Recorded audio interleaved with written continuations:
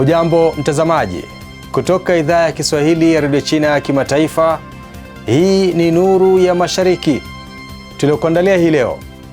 Watu kote nchini China wanaadhimisha sikukuu ya majira ya mchipuko kwa mila na desturi za jadi. Eneo maalum la majaribio la ushirikiano wa kina wa uchumi na biashara kati ya China na Afrika lafikia biashara ya zaidi ya yuan bilioni 112 tangu 2024. Kijiji cha kale China chageuka kitovu cha kurekodia tamthilia fupi.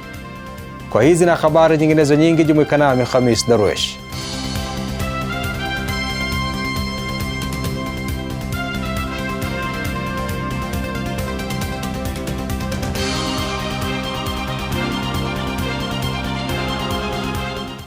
Watu kote nchini China wanaadhimisha sikukuu ya mwaka mpya wa jadi wa Kichina.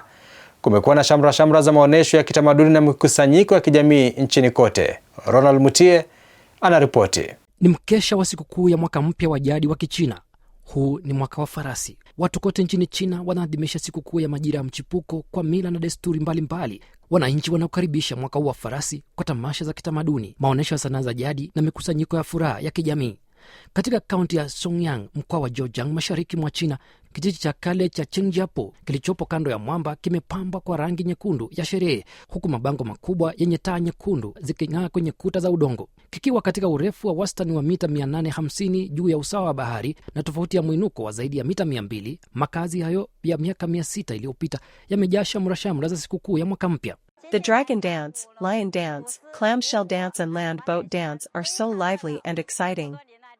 This is the liveliest scene I have seen in years. It truly makes me happy. Kwa Wachina, kubandika mashairi ya mwaka mpya, yaani Chunglian, milangoni na ukutani ni desturi muhimu wakati wa kusherehekea sikukuu ya majira ya mchipuko ambayo mwaka huu inaangukia tarehe 17 Februari. Katika mji wa Hanchuan, mkoa wa Hubei, katikati mwa China, wakazi na watalii wanakusanyika katika mji wa kale kushuhudia maonesho mbalimbali ya urithi wa utamaduni. Mitaa 13 ya kihistoria katika mji huo wa kale imefanywa ukarabati. Kazi hizo zilihitimishwa mapema Januari mwaka huu. Barabara zimewekwa lami upya na njia za watembea miguu zimekarabatiwa na mifumo ya taa imerekebishwa na kuboreshwa. I married into Changjiang village and I heard it was always incredibly lively here during the spring festival. Now I'm experiencing it myself. It has quite a festive atmosphere. Katika mji wa Jiangyi, mkoa wa Jiangsu, mashariki mwa China, kijiji cha Changjiang, mojawapo wa vijiji tajiri zaidi nchini, kiliandaa tamasha lake la kila mwaka la sikukuu ya majira ya mchipuko Jumamosi jioni. Ukumbi huu ulipambwa kwa mandhari ya sherehe, huku maelfu ya wanakijiji wakikusanyika kufurahia vyakula vya asili na maonesho mbalimbali, wakisherehekea kwa pamoja ujio wa sikukuu hiyo ya mwaka mpya. Idadi ya watalii wa kigeni wanaoingia China imeongezeka kwa kasi wakati wa maadhimisho ya mwaka mpya wa Kichina, maarufu kama tamasha la mwaka mpya wa jadi wa Kichina, huku wageni wengi wakivutiwa na sherehe za kitamaduni, chakula na matukio ya kipekee ya msimu huo. Jacob Mogoa anaripoti zaidi. Kwa mujibu wa msemaji wa Wizara ya Mambo ya Nje ya China, Lin Jian, hadi kufikia Februari tarehe 6, idadi ya nafasi za safari za ndege zinazoingia nchini China kwa kipindi cha sikukuu iliongezeka zaidi ya mara 5 ikilinganishwa na mwaka uliopita. Tamasha la mwaka mpya wa Kichina huadhimishwa siku ya kwanza ya mwezi wa kwanza wa kalenda ya jadi ya China. Sherehe hizi hujumuisha mila na desturi mbalimbali za kijamii zinazolenga kuanza mwaka wa baraka, mafanikio, umoja wa familia na mshikamano wa jamii. Mwaka huu unaingia mwaka wa farasi katika kalenda ya zodiac ya Kichina. Tamasha hilo linaendelea kupata maarufu kimataifa, huku wageni kutoka mataifa mbalimbali wakieleza kuvutiwa na masoko ya jadi, vyakula maalum na mandhari ya sherehe katika miji mikubwa. Do you have any activities planned during the Chinese New Year's? I don't. They'll let me know, but I'm sure there's a lot of eating going on, yes. To see the Chinese New Year in Shanghai, to eat and to see the Chinese market. Takwimu za majukwaa ya usafiri zinaonyesha kuwa katika mwezi uliopita, oda za tiketi za wageni wa nje kuhudhuria matukio ya urithi wa utamaduni yasiyoshikika kama maonesho ya taa za jadi na opera ya Beijing ziliongezeka zaidi ya mara 6 mwaka hadi mwaka. Rekodi za hoteli pia zinaonyesha mwelekeo huo, ambapo karibu mgeni mmoja kati ya 3 walioweka nafasi kipindi cha sikukuu ni raia wa kigeni. Aidha, tamasha la mwaka mpya wa Kichina liliingizwa rasmi kwenye orodha ya urithi wa utamaduni wa dunia mwaka 2024, jambo lililoongeza mvuto wake kimataifa. Eneo maalum la majaribio la ushirikiano wa kina wa uchumi na biashara kati ya China na Afrika limeripoti ukuaji mkubwa wa biashara na mataifa ya Afrika tangu Januari 2024, ambapo thamani ya jumla ya biashara imefikia yuan bilioni 112.8, takriban dola za Marekani bilioni 16.33. Takwimu hizo zinajumuisha yuani bilioni 57.6 za mauzo ya bidhaa nje ya China na yuani bilioni 55 za bidhaa zilizoagizwa kutoka Afrika, jambo linaloonyesha kuimarika kwa uhusiano wa kiuchumi kati ya pande hizo mbili. Mauzo ya mashine za uhandisi na mashine za kilimo kwenda Afrika yameongezeka kwa kasi, yakionyesha kuimarika kwa ushirikiano wa viwanda na ongezeko la mahitaji yanayotokana na juhudi za Afrika za kuendeleza miundombinu na kuboresha sekta ya kilimo. Kuanzishwa kwa eneo hilo la majaribio kulikuwa moja ya hatua muhimu zilizopendekezwa na Rais wa China Xi Jinping katika mkutano wa 8 wa mawaziri wa jukwaa la ushirikiano kati ya China na Afrika, yani FOCAC, mwaka 2021. Mpango huo unalenga kujenga jukwaa la mfano la ushirikiano wa hali ya juu wa kiuchumi kati ya China na Afrika ili kufanikisha ushirikiano wa manufaa kwa pande zote mbili na maendeleo ya pamoja. Kijiji chenye historia ya zaidi ya miaka 600 katika mji wa Zhengzhou, mkoa wa Henan, kimeibuka kuwa eneo maarufu la kurekodia tamthilia fupi maarufu kama micro dramas, kikivutia watayarishaji wa filamu kutoka sehemu mbalimbali. Simi Wanjala ana kina cha taarifa hiyo.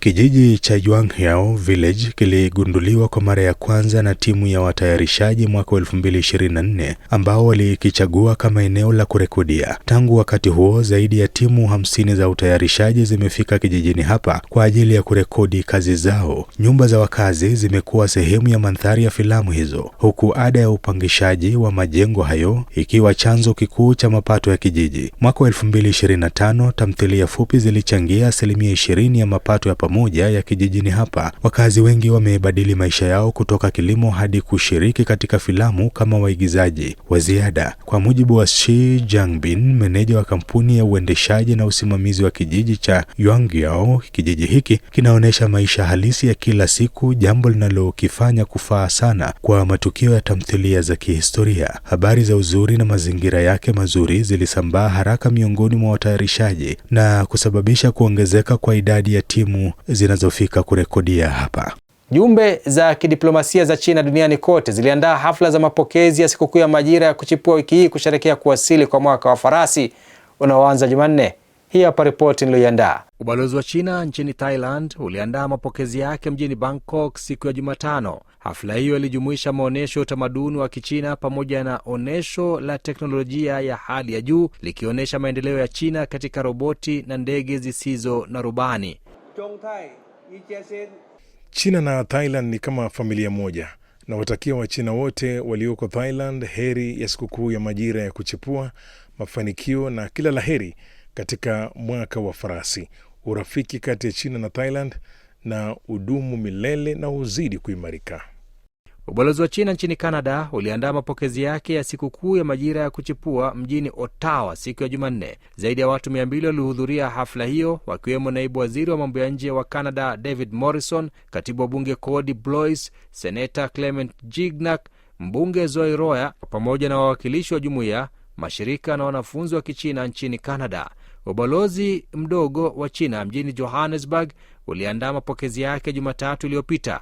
Zaidi ya wageni 300 walihudhuria, wakiwemo maafisa wa serikali ya Afrika Kusini, viongozi wa biashara, wasomi, wanahabari, mashirika yasiyo ya kiserikali na wanadiplomasia, pamoja na wanajamii wa Wachina wanaoishi nje ya nchi. Wapiga ngoma wa Kichina, Wachina na wa Afrika Kusini waliovaa mavazi ya jadi ya Kichina pamoja na kwaya ya Afrika Kusini waliburudisha wageni katika hafla hiyo. Hafla zilizofanyika Bangkok, Ottawa na Johannesburg zote zilionyesha video ya utangazaji ya tamasha la gala la sikukuu ya majira ya kuchipua la mwaka 2026 la China Media Group, tamasha la burudani la saa kadhaa litakalorushwa hewani usiku wa mkesha wa mwaka mpya wa Kichina. Tamasha hilo linatambuliwa na Guinness World Records kama kipindi cha televisheni kinachotazamwa zaidi duniani. Ubalozi wa China nchini Sweden uliandaa mapokezi yake katika ukumbi wa People's House, kituo cha utamaduni kilichoko Stockholm, siku ya Jumanne, ambapo wageni walifurahia maonyesho ya kikundi cha sanaa kutoka China. Kampuni za kutengeneza vyuma nchini China zinapitia maboresho ya kiteknolojia. Zinazalisha bidhaa za kiuvumbuzi kama vyuma vyembamba na vidogo zaidi kwa ajili ya matumizi mapya, huku zikichukua mikakati tofauti kudumisha ukuaji wa sekta hiyo. Zakia Pong anatufahamisha zaidi kwenye sehemu yetu ya Ifahamu China.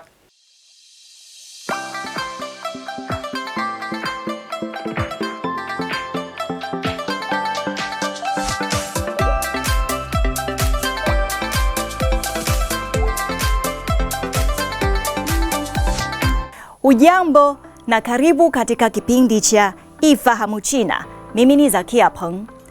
Kampuni za kutengeneza vyuma nchini China zinapitia maboresho ya kiteknolojia, zikizalisha bidhaa za kiuvumbuzi kama vyuma vyembamba zaidi na vidogo zaidi kwa ajili ya matumizi mapya, na kuchukua mikakati tofauti ili kudumisha ukuaji wa sekta hiyo. Hivi karibuni, kampuni ya kutengeneza vyuma ya China ilifanikiwa katika uzalishaji wa jumla wa chuma chembamba zaidi duniani, huku uzalishaji wa siku unafikia karibu 5 tu.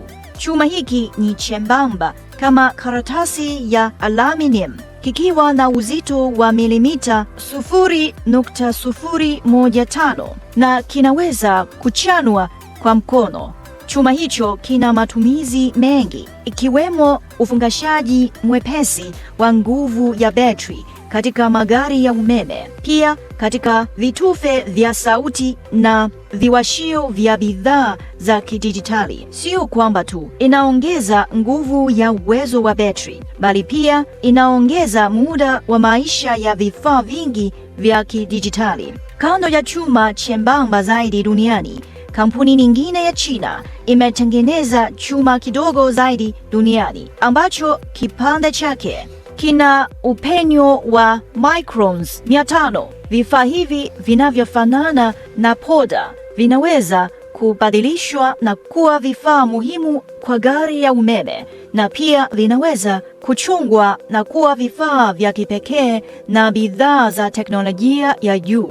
Mamlaka nchini China zilitoa mpango kazi kuunga mkono utendaji tulivu na maboresho ya mfumo wa sekta ya chuma katika kipindi cha mwaka 2025 mpaka 2026. Sekta ya chuma nchini China inapaswa kulenga ongezeko la thamani la ukuaji wa mauzo yake katika kiwango cha mwaka cha karibu 4% na kuboresha utendaji wake kiuchumi. Uwiano mzuri wa ugavi na mahitaji sokoni na mfumo bora zaidi wa kiviwanda. Hii ni kwa mujibu wa mpango kazi.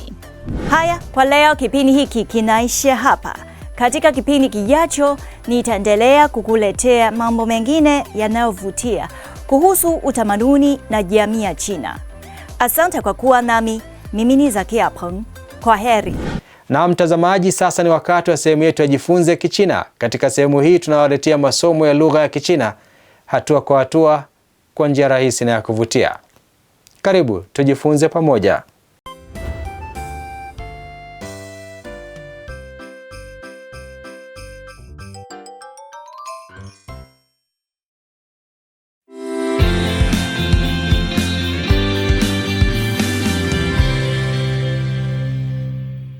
Hamjambo, karibuni katika darasa la Kichina la YCT. Somo la YCT ni mfumo wa mafunzo ya lugha ya Kichina unaowaongoza watoto kujifunza Kichina kwa ufanisi na kuinua kiwango chao cha uelewa wa lugha ya Kichina kwa pande zote. Leo tutajifunza jinsi ya kuandika herufi za Kichina. Tafadhali andaa karatasi na kalamu yako. 第3课，你的铅笔呢？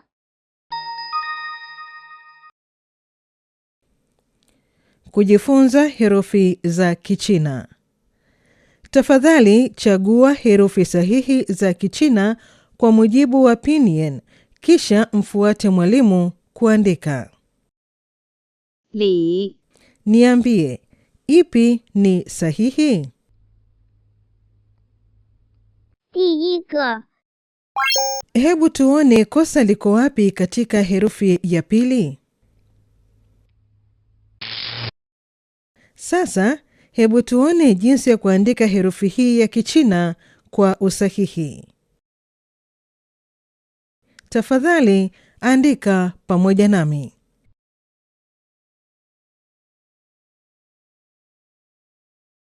Shang. Niambie, ipi ni sahihi? 第二个 Hebu tuone kosa liko wapi kwa herufi ya kwanza. Sasa, hebu tuone jinsi ya kuandika herufi hii ya Kichina kwa usahihi. Tafadhali, andika pamoja nami. I. Niambie, ipi ni sahihi? 第一个 Hebu tuone kosa liko wapi katika herufi ya pili. Sasa, hebu tuone jinsi ya kuandika herufi hii ya Kichina kwa usahihi. Tafadhali, andika pamoja nami.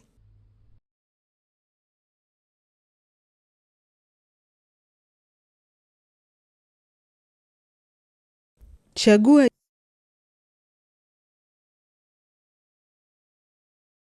Tafadhali, chagua jibu sahihi kutokana na swali. Utapata medali kwa kila jibu sahihi. 我的铅笔在哪儿？ 2. 在桌子上边。 电视机在哪儿？ 1. 房间里没有电视。 我的书包在哪儿？ 1. 在椅子上。 房间里有什么？ 2. 有床和桌子。 妹妹在哪儿？ 2. 在她的房间里。